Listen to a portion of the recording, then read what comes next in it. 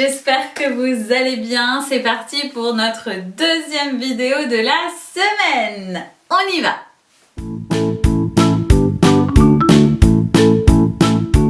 C'est parti, on commence tout de suite avec le calendrier. On regarde bien si tous les jours ont été barrés. Et normalement, je suis censée être là où il n'y a plus de traits barrés. Alors, hier nous étions lundi. Vous avez vu, ça commence par un L. J'espère que vous l'avez tous barré à la maison, puisqu'aujourd'hui, maintenant, est-ce que nous sommes bien là? Est-ce que j'ai bien un cartable? Oui ou non? Eh oui, j'ai bien un cartable. Donc, ça veut dire que nous sommes bien ici. Du moins, il faut toujours s'assurer que le trait soit bien barré. Parce que si je n'avais pas barré le trait ici, il y avait aussi le cartable.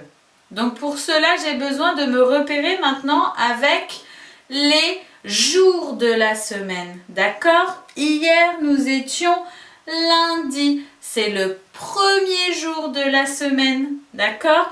Donc le premier jour, il est déjà passé, c'était hier. Donc même si je ne l'ai pas barré, je dois pouvoir savoir maintenant si j'ai commencé ou non la semaine. Et là, c'est le cas. On l'a commencé hier. Donc aujourd'hui, on est le deuxième jour de la semaine. D'accord? Il va falloir maintenant commencer à réfléchir un peu plus pour être sûr de ne plus se tromper. D'accord? Donc là, il y a bien un cartable. Je suis bien ici aujourd'hui. Ok? Donc aujourd'hui, ça commence par la lettre M. Ça fait le son M. D'accord? Réfléchissez bien. Quel est le jour qui commence par le son M? Et on peut même s'aider maintenant, puisqu'on commence à comprendre le son des lettres. J'ai un A. M, A. Donc M et A, ça fait Ma. Quel est le jour qui commence par le son Ma? Vous vous en rappelez? Dites-le moi. Oui, mardi. Donc aujourd'hui, nous sommes ici. Mardi. D'accord? Et alors, mardi, combien? C'est encore très compliqué là, mais je peux dissocier les deux chiffres.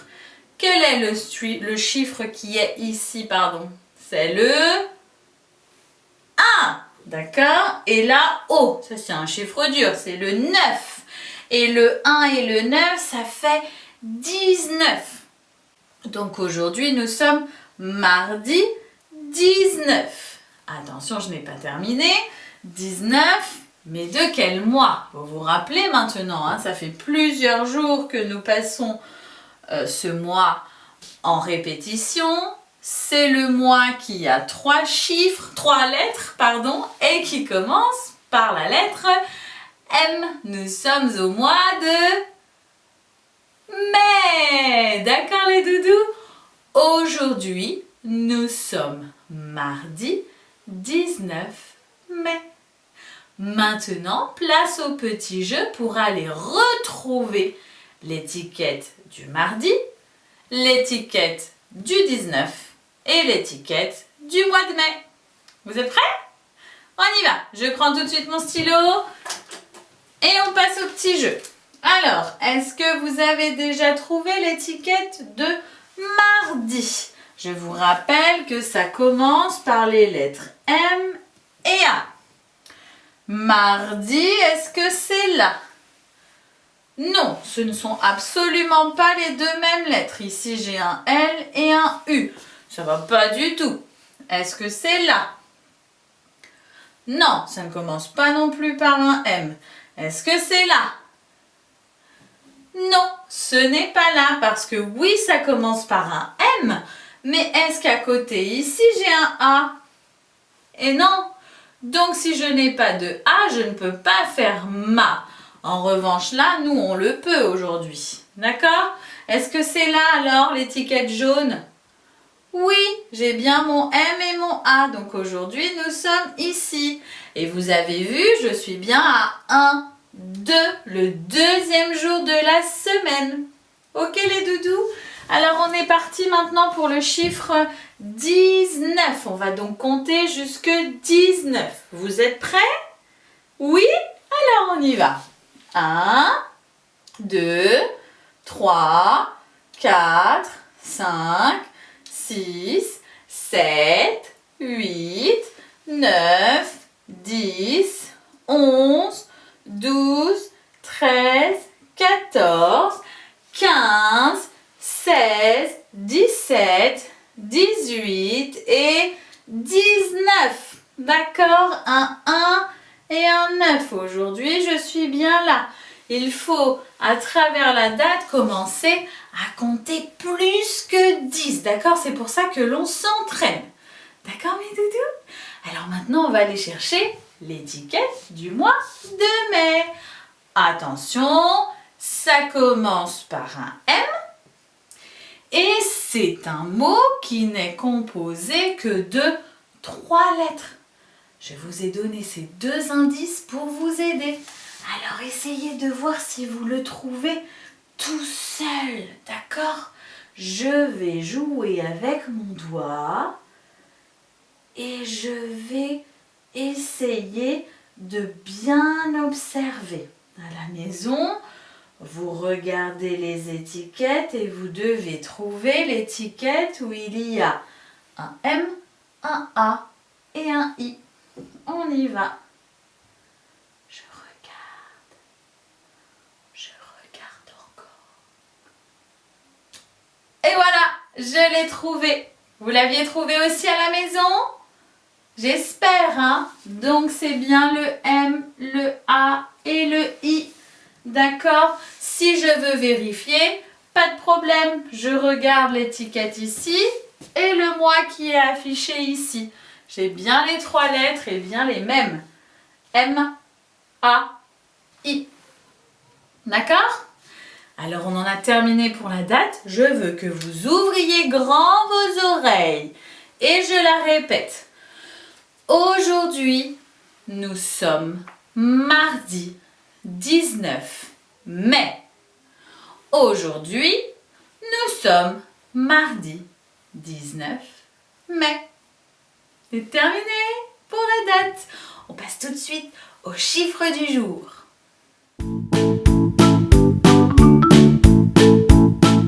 Alors, le chiffre du jour, l'avez-vous trouvé? Il est toujours à la même place et il a changé évidemment comme chaque jour. Il est ici. Alors, je sais que vous le connaissez tous maintenant, il n'a plus de secret pour vous. C'est le plus facile des chiffres parce que c'est celui qu'on a révisé et qu'on a appris depuis déjà très longtemps. Alors les doudous, attention, quel est ce chiffre? Oui, c'est le chiffre 1. D'accord? C'est facile le chiffre 1. Donc, lorsque je dois utiliser les doigts levés, je ne lève que un doigt. Je le répète, vous avez le droit de lever un autre doigt du moment qu'il n'y en a qu'un de lever. D'accord? Je n'en veux pas plus. Là, c'est vraiment que un seul. Sur le dé, eh bien, il n'y a que un point au milieu du dé.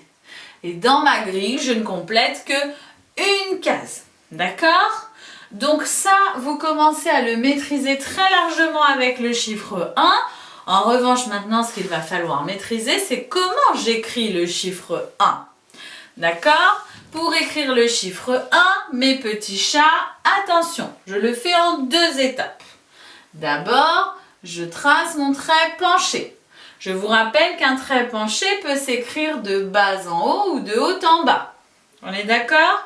Donc là, il est quand même mieux d'écrire de bas en haut parce que une fois que je suis là, je n'ai plus qu'à tracer un trait debout. D'accord? Il est possible que vous ayez vu des 1 avec un trait penché, un trait debout et aussi un trait couché. C'est le même chiffre. D'accord? C'est juste qu'il s'écrit de 2 façons différentes. Ok? Alors voilà, le chiffre 1, je fais un trait debout, un trait penché, un trait debout. En 2 étapes et on ne se trompe plus. D'accord mes petits chats? Alors il ne nous reste plus qu'à aller chercher un seul objet. Mais attention, comme c'est facile, aujourd'hui je vais corser l'exercice. Vous allez devoir aller chercher un objet de votre choix, mais je ne vous laisse que 5 secondes. Est-ce que vous êtes prêts? Attention, 5 secondes, ça va très vite. Donc vous devez vous dépêcher. Vous êtes prêts? Essayez déjà de réfléchir à quel objet vous pouvez aller chercher. Il n'en faut qu'un. Ça devrait aller très vite. Attention, 3, 2, 1, c'est parti!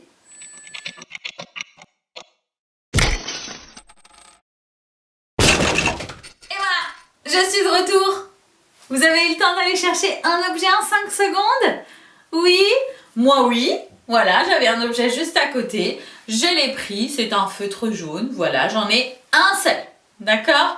J'ai bien compté, mais ça pour le 1, moi j'ai pas eu la peine de compter. J'ai juste pris un objet, c'est facile. Visuellement, je le vois bien qu'il n'y en a qu'un.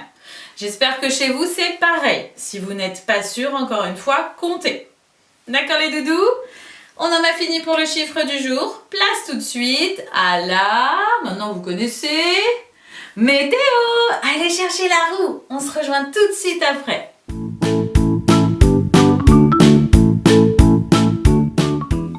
Ça y est, j'ai récupéré ma roue de la météo.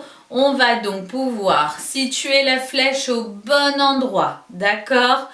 Quel temps fait-il aujourd'hui? Je vais placer la flèche. J'en profite. Aujourd'hui, il fait super beau! Le ciel est dégagé, il est bleu, il est trop beau. Aujourd'hui, le soleil est là. Ou alors, aujourd'hui est un jour ensoleillé. D'accord?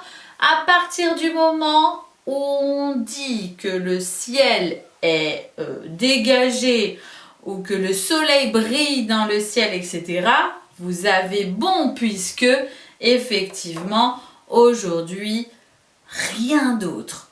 Une seule chose, le soleil. Donc aujourd'hui, il fait beau. Ou aujourd'hui, le temps est ensoleillé. Aujourd'hui, le ciel est dégagé. Aujourd'hui, il y a du soleil. D'accord? Entraînez-vous à dire plusieurs phrases différemment pour pouvoir commencer à changer un petit peu le vocabulaire. D'accord les doudous? J'espère que chez vous, il fait la même chose, le même temps. C'est plus joli à dire. J'espère que donc vous avez le même temps et que vous avez un soleil resplendissant dans le ciel. D'accord mes chats? Alors c'est parti, la météo est terminée, on passe tout de suite aux comptines.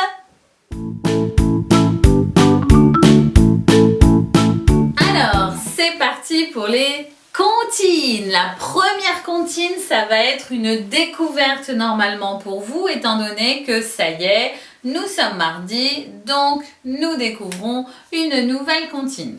Cette semaine, je veux retravailler avec vous les jours de la semaine parce que ça fait très longtemps que nous travaillons les chiffres de la semaine. Mais maintenant, mes petits loulous, je veux que vous les connaissiez par cœur. D'accord? Dans la semaine, il y a 7 jours, on l'a déjà dit. Il y a 5 jours de semaine et 2 jours de week-end. Ça fait 7 jours en tout. D'accord? L'objectif de cette comptine, ça va être de les connaître, d'accord, et de les réciter dans le bon ordre. Parce que effectivement, chaque jour qui s'écoule, c'est toujours dans le bon ordre, d'accord? Lorsque nous partons en week-end, d'accord, lorsque nous avons 2 jours consécutifs à la maison, c'est le week-end. Lorsque nous revenons à l'école, c'est toujours le lundi, d'accord?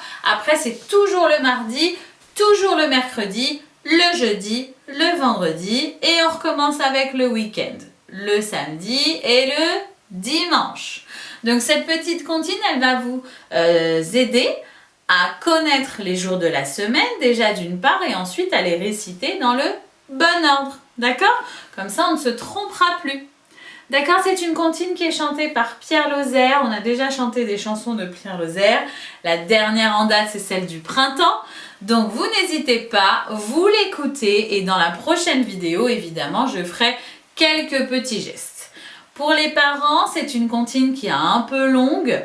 Le corps de la comptine, c'est les jours de la semaine. Donc, ils sont répétés 3 fois dans la chanson. Donc là, tout va bien. Si votre enfant arrive à les mémoriser, ça devrait aller très vite. En revanche, il y a du coup 3 couplets différents. Si les 3 couplets différents ne sont pas acquis, c'est pas grave du tout. Moi, je me concentre sur les jours de la semaine. D'accord? Donc, on va, à partir d'aujourd'hui, connaître cette comptine. Étant donné que la semaine est courte, on n'hésite pas à la faire écouter quand même mercredi, même s'il n'y a pas de vidéo. Jeudi, de toute façon, il y aura une vidéo et je ferai quelques petits gestes dessus. Et vendredi, on continue de l'écouter. Et le week-end, pareil. Comme ça, votre enfant s'habituera aux paroles. On est d'accord les doudous? On y va, c'est parti. Vous l'écoutez et on se retrouve juste après.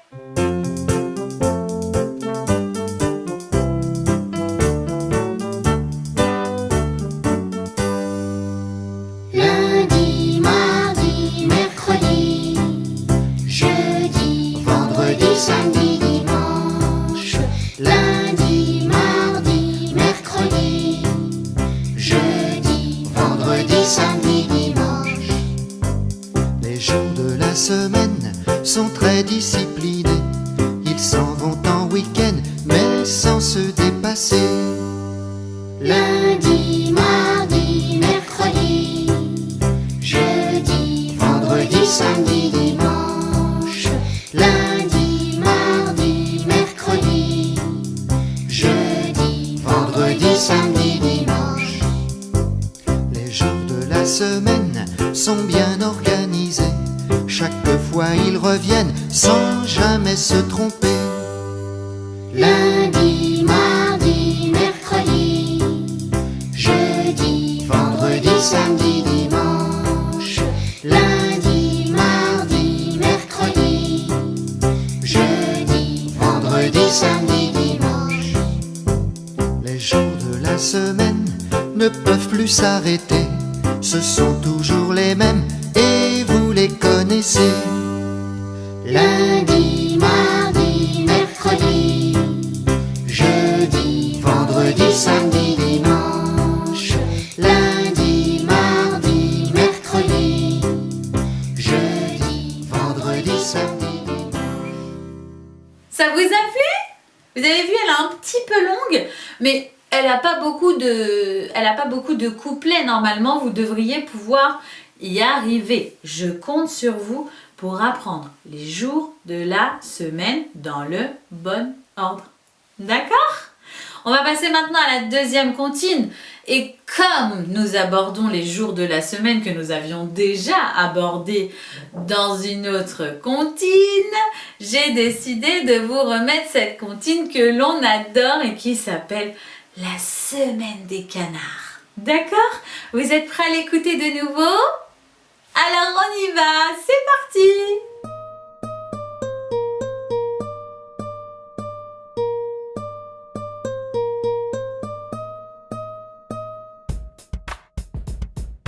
Lundi, les canards vont à la mare, mare, mare.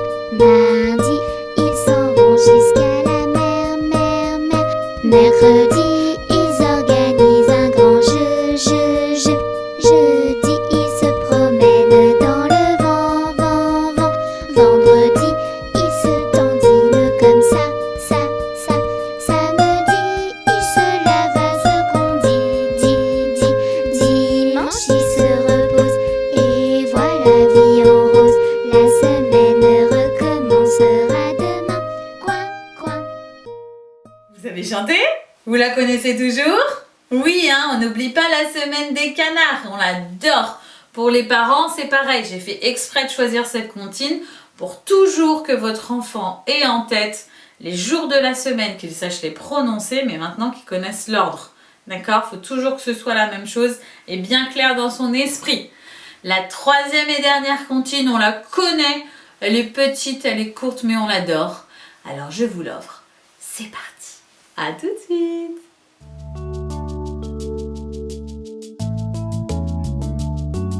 Petit escargot porte sur son dos sa maisonnette. Aussitôt qu'il pleut, il est tout heureux, il sort sa tête.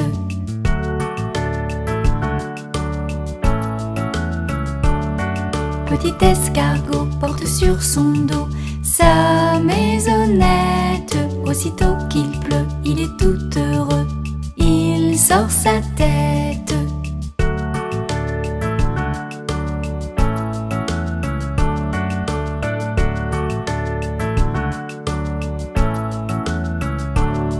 Petit escargot porte sur son dos sa maisonnette. Aussitôt qu'il pleut, il est tout heureux, il sort sa tête.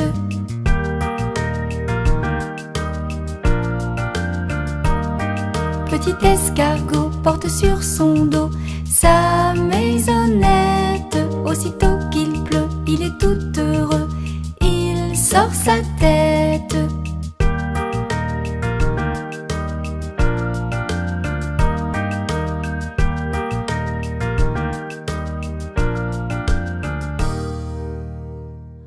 C'était quoi? C'était la comptine du petit escargot. Eh oui, bravo! On en a terminé pour les comptines aujourd'hui. Du coup, après les comptines, normalement place aux ateliers. Mais comme j'ai trouvé l'histoire que je voulais vous montrer, je vous propose tout de suite de passer à une histoire qui va pouvoir vous montrer l'évolution d'une graine. D'accord, je vous en avais déjà parlé lorsque l'on a mis en place l'atelier plantation de la graine. Pour les parents, effectivement, je vous avais évoqué un livre qui s'appelle Toujours rien de Christian Volz. J'ai trouvé sur internet l'histoire racontée. La qualité, bon, elle n'est pas optimale, hein, effectivement, mais au moins l'histoire est racontée et on voit l'ensemble des pages. Donc, je vous la propose tout de suite. Les loulous, regardez bien et surtout, soyez à l'écoute. Vous allez voir comment évolue la graine. C'est une histoire que j'adore et que j'espère que vous adorerez aussi. Vous êtes prêts? Alors, c'est parti avec l'histoire.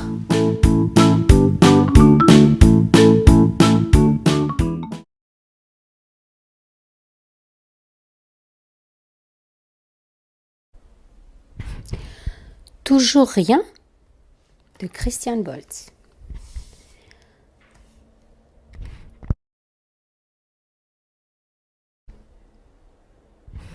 Ce matin, de bonne heure, Monsieur Louis a creusé un trou énorme dans la terre. Dans ce trou énorme, Monsieur Louis a laissé tomber une petite graine pleine de promesses.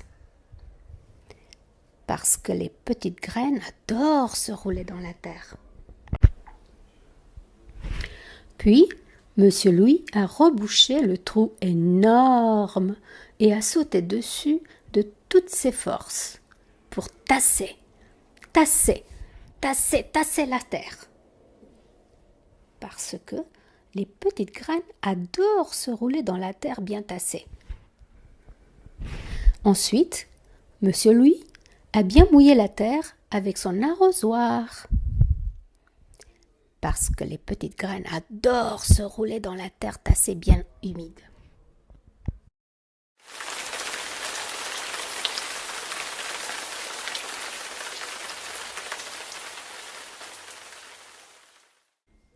Je t'attends. Parce que les petites graines adorent sentir qu'on les aime et qu'on les attend.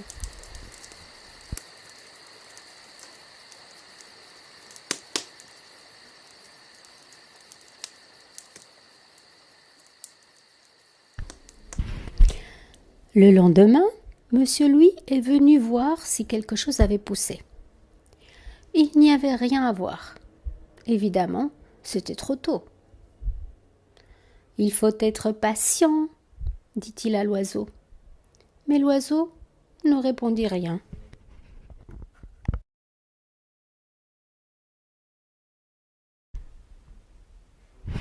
Le lendemain, Monsieur Louis est venu voir si quelque chose avait poussé. Il n'y avait rien à voir. C'était encore trop tôt. « Oh, je reviendrai demain, dit-il à l'oiseau. Mais l'oiseau ne répondit rien.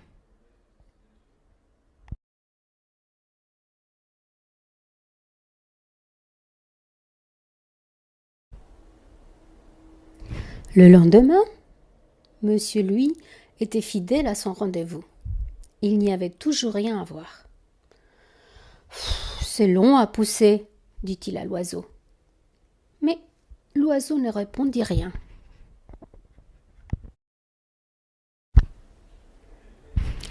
Le lendemain, Monsieur Louis est venu encore une fois. Et il n'y avait toujours aucune trace de la petite graine. « J'en ai assez, dit-il un peu énervé à l'oiseau. Pas la peine que je revienne demain. Mais l'oiseau ne répondit rien.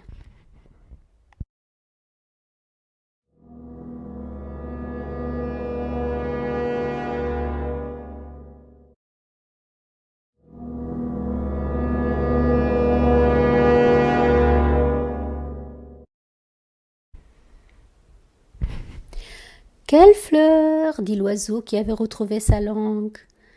Si je l'offre à ma copine, elle m'embrassera sûrement.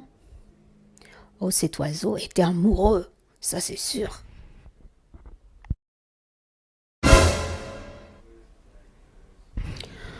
Toujours rien, a dit Monsieur Louis quand il est revenu le lendemain. Alors, cette histoire, elle vous a plu? Oui, vous avez vu un petit peu la petite graine, comment elle commence à naître depuis en dessous la terre jusqu'aux fleurs. Retenez bien, parce qu'après, quand nous serons en moyenne ou en grande section, vous allez apprendre à mettre des mots sur ces évolutions. D'accord, mes petits chats? Eh bien, maintenant que l'histoire est terminée, on va pouvoir passer aux ateliers. À tout de suite.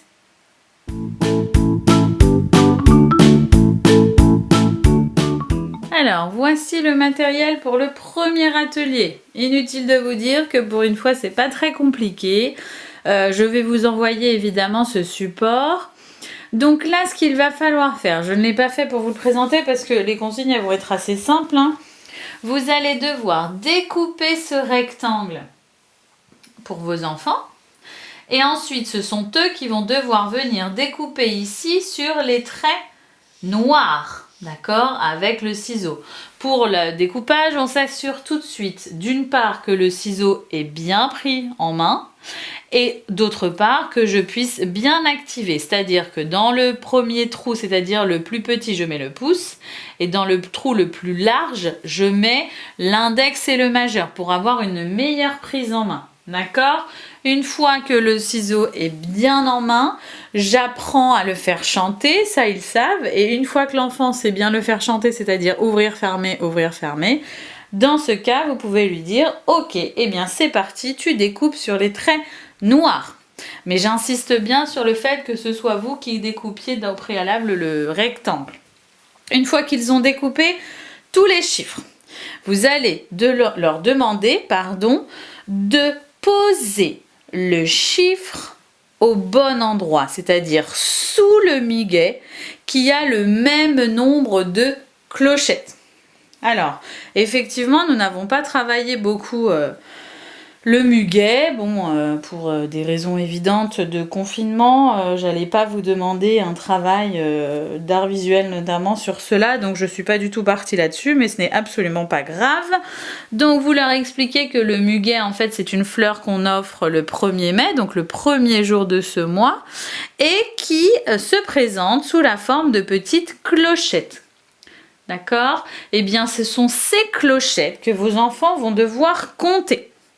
Une fois qu'ils ont compté, vous leur demandez donc de poser le chiffre en dessous, c'est-à-dire dans les carrés qui sont prévus à cet effet. Ok ?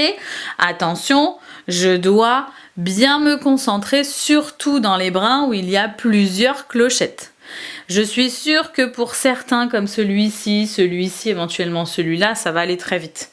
Donc voilà, laissez-les faire visuellement s'ils ont compris. Hop, il n'y a pas besoin de tergiverser. Je pose le chiffre au bon endroit. En revanche, dans les autres, je compte. Une fois que votre enfant a placé toutes les étiquettes, vous vérifiez avec lui si tout est bon. Et vous lui dites, voilà, on va vérifier si tout est correct, si tu ne t'es pas trompé. Donc là, il y en a 1, 2. Tu as raison, c'est bien le 2. D'accord? S'il n'a pas mis le 2, n'hésitez pas comme d'habitude à lui montrer un référent au mur ou sur la table pour qu'il puisse associer le 2 à la quantité, c'est-à-dire aux constellations, du dé, les doigts levés ou d'autres objets, etc. Si jamais il en a besoin. S'il n'en a pas besoin, n'hésitez pas, vous continuez votre petit parcours. Et vous passez ainsi de suite au suivant. Alors là, il y a beaucoup de clochettes. On va les compter pour s'assurer. 1, 2, 3, 4, 5. S'il a mis le chiffre 5, vous le félicitez, dans ce cas c'est acquis. S'il n'a pas mis le chiffre 5 mais qu'il a mis le chiffre 4 par exemple, c'est qu'il n'a pas bien compté. Ou alors essayez de vous assurer avec le référent mural toujours que le 4 est bien assimilé à la quantité 4. Peut-être que dans son esprit le 4 en fait est apparenté à la quantité 5. Donc pour ça il faut bien s'en assurer. C'est pour ça que les référents c'est toujours bien d'en avoir quelque part. Comme ça vous pouvez tout de suite savoir pourquoi votre enfant s'est trompé ou comment il s'est trompé. D'accord? On continue, voilà, vous faites ça ainsi de suite et jusqu'au bout. Donc sachez que ça c'est un document que j'ai trouvé sur internet et que j'ai trouvé mignon, mais je l'ai rafistolé puisque je trouvais que le 6 c'était trop. Donc c'est pour ça que vous avez 2, 3 et que j'ai effacé certaines clochettes. Voilà, donc ça c'est le petit atelier, le premier, un atelier de numération, toujours pour asseoir la connaissance des chiffres. Je compte sur vous. Là, on a fait suffisamment d'ateliers d'association des chiffres avec les quantités. Maintenant, j'aimerais vraiment que votre enfant reconnaisse la quantité sans pour autant, reconnaisse le chiffre, pardon, sans pour autant passer par la quantité. Voilà pour le premier atelier. On passe ensuite au deuxième atelier. Alors, pour le deuxième atelier, vous n'aurez besoin que de pâte à modeler. L'idée aujourd'hui, c'est de réinvestir cette notion des lignes brisées. Donc surtout, si vous n'êtes pas passé à l'atelier des lignes brisées que je vous ai présenté ce jour, ne passez pas à celui-ci, c'est important. D'abord, on passe par le modèle que je vous ai envoyé avec... c'était quand? C'était hier. Je vous ai envoyé donc le modèle de graphisme avec les lignes brisées plus ou moins grandes. Eh bien, vous passez d'abord par cet atelier. Vous le faites faire l'atelier avec le modèle et donc la pâte à modeler. Si c'est acquis, l'enfant peut tracer au feutre Velleda les lignes brisées sur le fichier. En revanche, là, il n'y a pas de fichier. C'est vous qui allez lui dire, voilà, on va faire des lignes brisées. Nous allons nous servir de la pâte à modeler, mais attention, je ne te mets aucun modèle. Tu te rappelles de ce que c'est des lignes brisées? Et là, vous le laissez dire. Oui, ça ressemble à des dents, c'est pointu, ça ressemble à une montagne. Voilà, n'hésitez pas à le laisser parler. Si vous voyez que l'explication qu'il en donne n'est absolument pas celle d'une ligne brisée, reprenez-le tout de suite et dans ces cas-là, prenez le fichier que je vous ai envoyé hier. Si effectivement vous voyez que l'explication coïncide, et bien là vous allez lui dire, eh bien tu sais quoi, tu vas me réaliser des lignes brisées mais sans modèle, tout seul. Et ce que je veux voir là comme travail, comme d'habitude, c'est je prends de la pâte à modeler, je prends un petit morceau évidemment, je décale un petit peu, je fais un boudin et je le place sur mon support. Oui, j'ai oublié de vous le dire, il faut toujours un support pour la pâte à modeler, comme c'est assez gras, c'est bien de le protéger la table ou ce sur quoi vous êtes pour travailler. Je continue, c'est ça que vous devez le voir faire. Je fais un autre boudin, parce qu'effectivement, les lignes brisées, ce sont des traits penchés qui sont l'un associé à l'autre. Et vous le laissez placer. D'accord? C'est ça que je veux voir. Et effectivement, une fois que ça c'est fait, ça veut dire que la notion de ligne brisée est acquise. D'accord? Mais ce n'est pas terminé.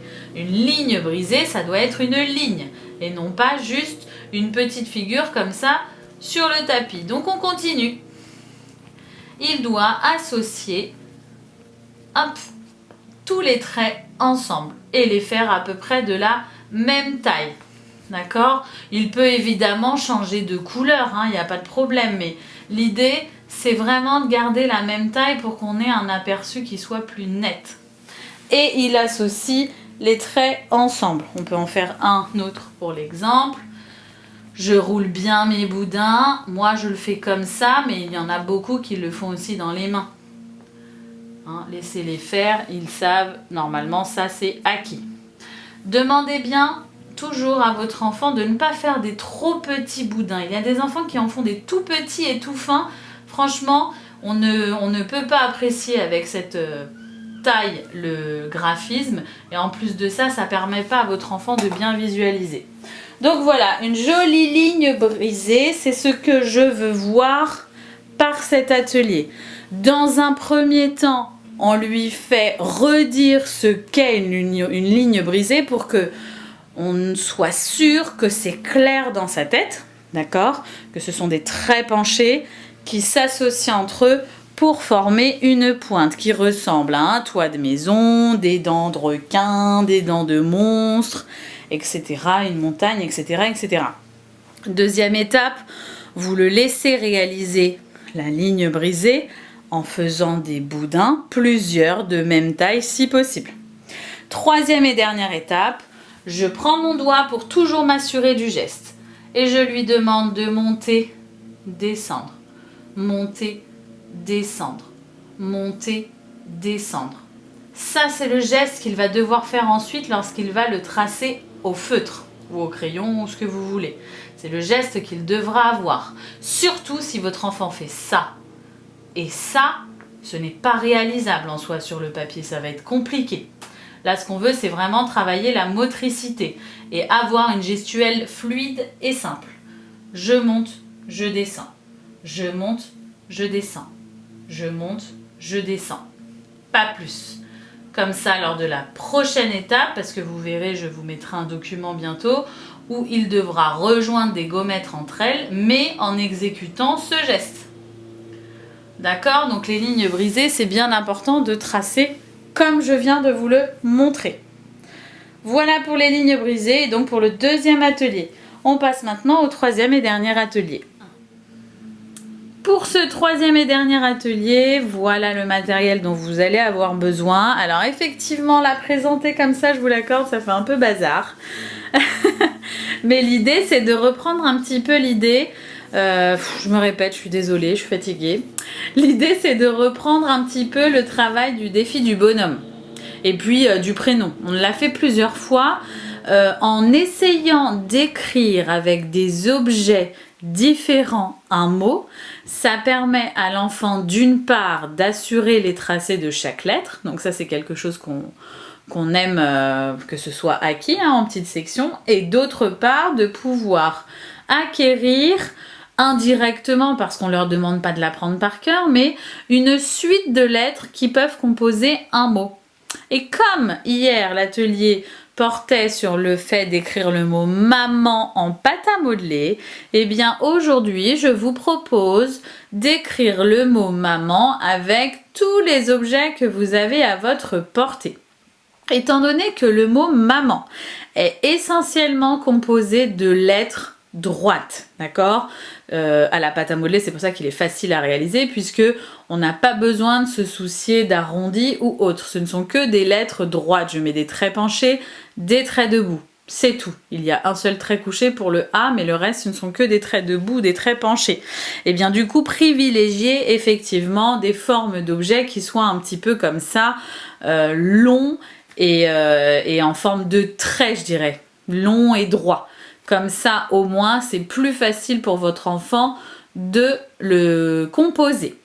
Donc, vous avez effectivement ici des accessoires de pâte à modeler, des feutres, vous pouvez utiliser des crayons de couleur, des couverts et un petit peu de pâte à modeler pour ceux qui n'en ont pas, parce que la pâte à modeler, c'est toujours le plus simple à manipuler. Et vous allez donc demander à votre enfant de composer le mot maman. D'accord? Là, j'ai mon tapis, mais si je n'utilise pas la pâte à modeler, ce n'est absolument pas nécessaire. Évidemment, là, il est essentiel de garder le modèle, puisque ce n'est pas un mot qu'on a appris et qu'on a beaucoup manipulé. D'accord? Donc, une fois que vous avez le mot maman, vous allez lui demander de le tracer. Pour le tracer, rien de plus simple. Je dois faire comme j'ai fait pour la pâte à modeler. Un trait debout pour le M. Bien évidemment, ça va rouler. Un trait penché. Vous pouvez évidemment choisir de mettre ce que vous voulez. Là, moi, je mets des feutres, mais ça peut être autre chose. Bon, hop, je vais enlever le tapis. Ce sera plus simple. Hop, et je peux mettre un couteau. Là, par exemple, si je fais ça, c'est pas super. Donc, ce que je peux faire, c'est remplacer pour que les deux traits aient la même longueur. D'accord? Et là, j'obtiens le M. Alors, je me rends compte que vous ne voyez pas très bien, je suis descendue trop bas. Hop. Voilà. Donc là, on voit le M. Ensuite, il va falloir recommencer. Je suis obligée de passer de l'autre côté. Hop. Et pour recommencer, hop, là, je vais devoir faire le A. Pour faire le A, je n'oublie pas un trait penché, un autre trait penché et un trait couché qui lie les deux. Hop, d'accord? Donc l'enfant doit à chaque fois se rappeler de comment il a fait pour le tracer avec le modèle. D'accord? M, ils connaissent très bien maintenant. Le A aussi. Le plus difficile, ce sera le N, parce que le N, effectivement, ils ont moins l'habitude de le manipuler. Donc ce qu'on va faire là, c'est que comme le M et le A sont reproduits deux fois, je vais m'arrêter là et on va essayer de faire un N. Et pour faire un N, il va falloir revenir dessus. Il faut bien lui expliquer, surtout s'il a des difficultés. Le N, c'est quoi? Qu'est-ce que tu vois sur la feuille? Un trait debout, un trait penché, un autre trait debout. Là, c'est pareil, j'insiste sur le tracé. Le premier trait debout, je pars du haut vers le bas. D'accord? Ensuite, je fais un trait penché. Mais le dernier trait debout, je pars du bas. Puisque j'ai déjà fait le trait penché, je suis déjà en bas. Et je remonte vers le haut. C'est important. Les deux traits ne s'écrivent pas, enfin ne se tracent pas de la même manière. Et donc là, par exemple, où je prends des feutres. Voilà. Un trait debout. Un trait penché. Là, ça va poser problème puisqu'ils n'ont pas la même taille. Donc, n'hésitez pas à lui dire, regarde. Ils sont de la même taille. Alors, on va essayer de trouver un objet qui soit de la même taille. Comme ça, on aura les mêmes tailles sur le papier. Voilà, là, c'est plus représentatif. Donc, tu fais un trait debout comme ici. Ensuite, un trait penché. Et maintenant, il ne nous reste plus qu'à faire le trait debout. Donc, on y va. On reprend. Et on fait un trait debout. Là, pareil, ça fait bizarre. Ça n'a pas la même longueur, donc il va falloir en trouver un autre. Je vais voir si j'en trouve un autre. Hop, voilà, ça devrait le faire. Et je place mon trait debout. Il est même plus grand, d'accord?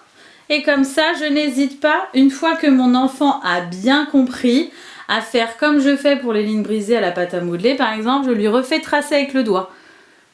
De haut en bas, un trait penché et un trait debout. Et il fait pareil pour le A. Donc par exemple pour le A, lorsqu'on le trace, hop, un trait penché, toujours de haut en bas pour celui-ci, et un trait couché qui accroche les deux traits penchés, qui les lie. Et pour le M, hop. Donc là le M, je réitère, mais si vous voulez avoir autant de longueur, vous pouvez, comme sur le modèle. Là, moi, j'aime bien que le M soit tracé comme ça. Et là, vous lui dites pareil, trace-le avec ton doigt. De haut en bas, trait penché. Donc là, c'est une ligne brisée vers le bas. D'accord? On n'est pas vers le haut comme on apprend, c'est vers le bas. Mais ça viendra ensuite. Et enfin, un autre trait debout que je trace du haut en bas. Voilà, et là vous avez les 3 lettres que compose le mot maman. N'hésitez pas à les laisser manipuler seuls. Vous lui dites, on l'a déjà vu, maman, tu as vu quelles sont les lettres? On fait toujours nommer les lettres. M, A, encore un M, encore un A. Donc là, c'est facile en fait. C'est les deux seules lettres que j'utilise, mais que je double. Et celle-ci, c'est la lettre N. D'accord? N'hésitez pas à le faire nommer. Si vous voyez qu'il a encore des difficultés à nommer, dans ce cas, il faut lui faire réviser les lettres de l'alphabet. Et si au contraire, il n'a absolument aucun problème à les nommer, eh bien dans ce cas, vous lui dites, eh bien maintenant, tu vas les tracer tout seul. Montre-moi comment tu les traces tout seul. Tu te rappelles, c'est la même chose que l'exercice du prénom qu'on avait travaillé. Et puis voilà, et petit à petit, même si c'est difficile au départ de conceptualiser un mot écrit avec des objets du quotidien, même si ça reste difficile, vous allez voir qu'au fur et à mesure, ils vont élargir leur esprit, l'ouvrir davantage et proposer des petites choses un peu plus intéressantes. Voilà, donc on en a terminé avec le troisième et dernier atelier. Je vous propose tout de suite de passer au point divers.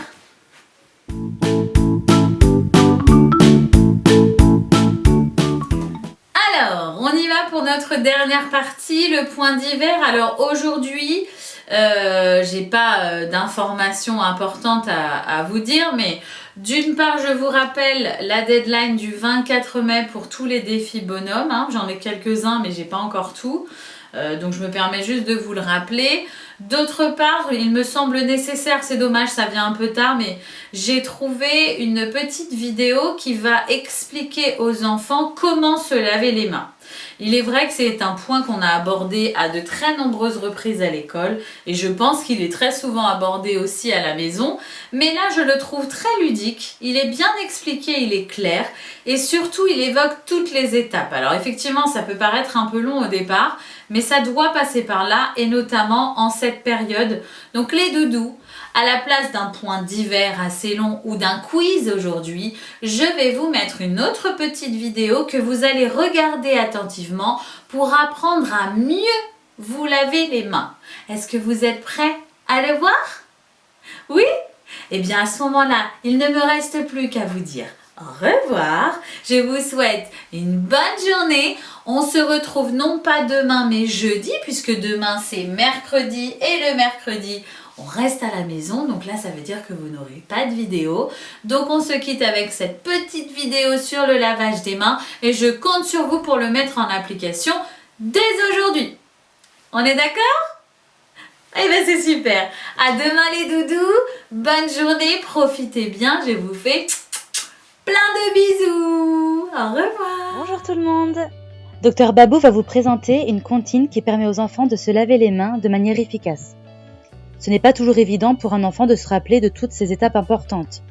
Voici notre infographie qui présente les différentes étapes. Vous pouvez télécharger notre infographie ainsi que les cartes permettant un apprentissage par étapes plus facile dans la description. Et maintenant, nous allons laisser Dr Babou vous présenter la comptine. Allez, c'est parti! Bonjour les copains et les copines. Je vais vous dire la comptine du lavage des mains. Il pleut, il y a des nuages.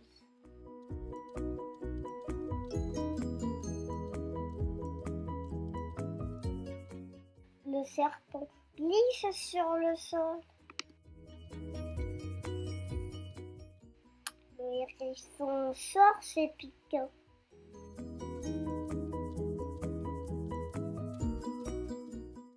L'ours se frotte contre l'arbre.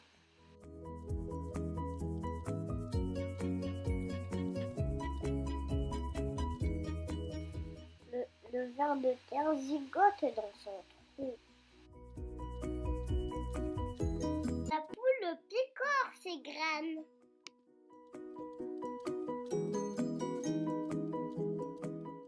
Le koala s'accroche à sa branche.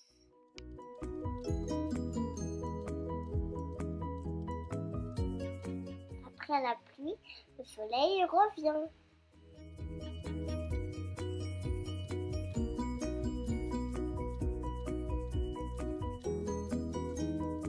Merci les copains et les copines.